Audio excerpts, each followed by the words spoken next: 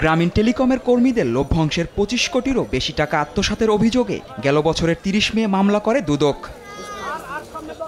এই মামলায় ডক্টর মোহাম্মদ ইউনুস, আইনজীবী জাফরুল হাসান শরীফ, আইনজীবী ইউসুফ আলী সহ ১৪ জনের বিরুদ্ধে অভিযোগ গঠন করেন আদালত। একই সঙ্গে সাক্ষ্য গ্রহণের জন্য আগামী ১৫ জুলাই দিন ধার্য করেন ঢাকার বিশেষ জজ আদালত। তবে সোমবার অর্থ পাচার মামলার বাতিল চেয়ে হাইকোর্টে আবেদন করেন শান্তিতে নোবেলজয়ী অর্থনীতিবিদ ও গ্রামীণ ব্যাংকের প্রতিষ্ঠাতা ডক্টর মোহাম্মদ ইউনুস। এফআইআর দাখিল করতে হলে এবং চার্জশিট দাখিল করতে হলে দুবারই দুদককে ফিনান্সিয়াল ইন্টেলিজেন্স বাংলাদেশের যে অথরিটি আছে তার থেকে অনুমতি নিতে হবে। বিনা অনুমতিতে এই মামলা ফাইল করা হয়েছে। সুতরাং এই সমস্ত জিনিসগুলি আসলে কোনো মামলা নাই।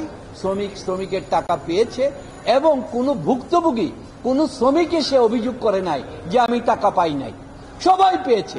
তাহলে অভিযোগটা করেছে কে? সরকারের কলকারখানা পরিদর্শন।